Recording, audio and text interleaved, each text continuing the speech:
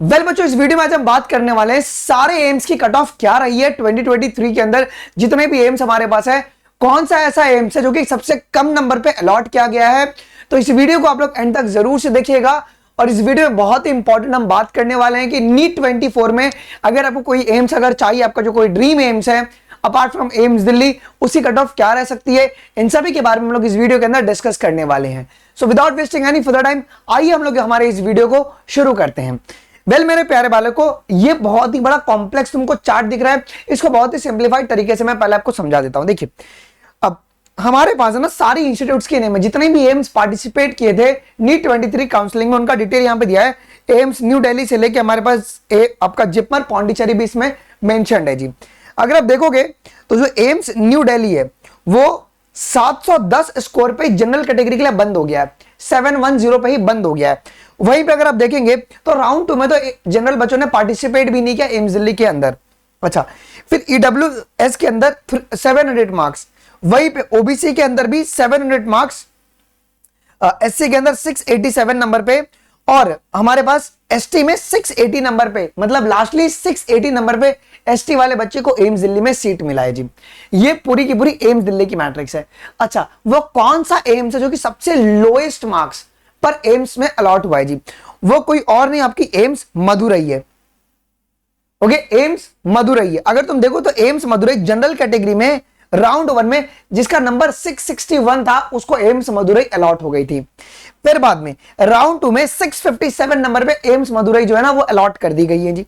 वहीं पे अगर तुम देखोगे ईडब्ल्यूएस के लिए तो 651 पे ईडब्ल्यूएस राउंड 1 में अलॉट हुई है, और राउंड 2 में 647 नंबर पे ईडब्ल्यूएस कैटेगरी को अलॉट करवा दिया गया। ओबीसी में अगर आप देखोगे तो 657 मार्क्स पर जो है एम्स मदुरई अलॉट हुआ है, और राउंड 2 में 651 पे आपका अलॉट किया गया है जी। आपका हो गया। अब एससी में अगर तुम देखोगे तो 582 मार्क्स, 582 राउंड 1 एंड 575 राउंड 2 पर आपका अलॉट किया गया है।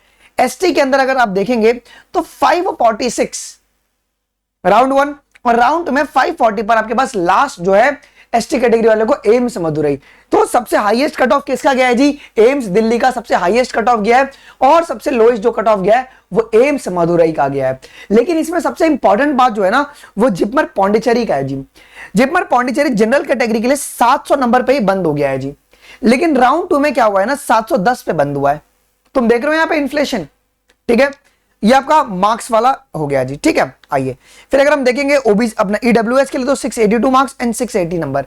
ओके, आगे बढ़ते हैं। अगर हम लोग ओबीसी के लिए 692 for round 1 and 692 for the round 2 also. अरे बाप रे, लेकिन यहां पे रैंक का सिर्फ इन्फ्लेमेशन आपको इन्फ्लेशन देखने को मिलेगा जी, इन्फ्लेमेशन मैं कह रहा हूं।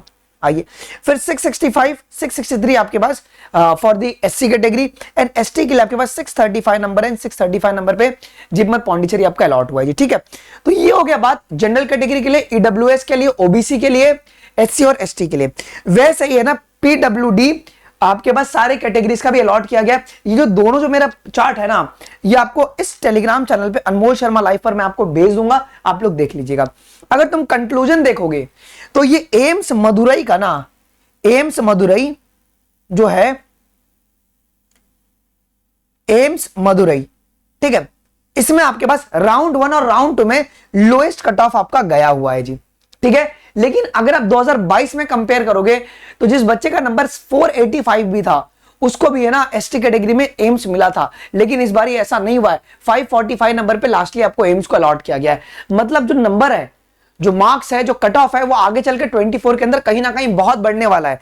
तो 24 के लिए अगर आप प्रिपेयर कर रहे हो तो इन 3 बात पर आप लोग ज्यादा फोकस करेंगे। सबसे पहली बात क्या जी, आप लोग ज्यादा से ज्यादा आप लोग एनसीईआरटी को रिवाइज करो, रेदर देन जो तुम्हारे टीचर नोट्स लिखवा रहे हैं ना, उससे अच्छा है कि तुम एनसीईआरटी को बार बार रिवाइज करो for the chemistry and biology. लेकिन फिजिक्स के लिए आपको आपके एजुकेटर का नोट्स फॉलो करना होगा।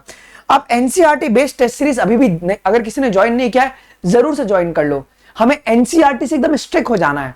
ओके, और एनसीईआरटी बेस्ड कॉन्सेप्ट बिल्डिंग। बहुत बारी क्या होता है ना कि एनसीईआरटी को छोड़ के दूसरा कॉन्सेप्ट आता है, लेकिन एनसीईआरटी में अगर तुम देखोगे तो स्लाइडिंग फिलामेंट थ्योरी हमें नहीं आता है सर। क्यों?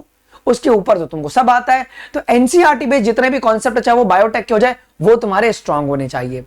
लेकिन अगर आप चाहते हो कि मैं आप लोगों का सारे कॉन्सेप्ट स्ट्रांग करवा के दूं, तो कल से हमारी 2 सीरीज शुरू हो रही है। ऑलरेडी हमारी 75 हार्ड डे की सीरीज चल रही है, लेकिन 2 सीरीज हमारी कल से मतलब शुरू हो रही है।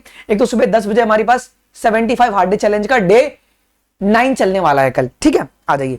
तो एक हमारे पास 2 बजे शुरू हो रही है एनसीईआरटी डिकोड, जहां पे हम लोग जितनी भी न्यू एनसीईआरटी हैं बायोलॉजी में वर्ड वाइज वर्ड एकदम कॉन्सेप्ट बिल्डिंग करने वाले हैं। हम लोग शुरू कर रहे हैं प्लांट ग्रोथ एंड डेवलपमेंट से। अच्छा, 75 हार्ड डे चैलेंज में हम लोगों ने जितने भी टॉपिक्स कवर कर लिया है ना, अभी हम उसका ग्रुप बना बना के आपको पोल बेस्ड प्रैक्टिस करवाने वाले हैं। तो ये जो है आपका शाम को 6 बजे आपका अनअकैडमी की फ्री स्पेशल क्लास में होगा, जो कि पोल बेस्ड होगा। आपको पोल मिलेगा, आपको पोल में आंसर करना है जी। इसके अंदर आपके असर्शन रीजन सारे न्यू टाइप के आपके एमसीक्यूज डाले गए हैं जी।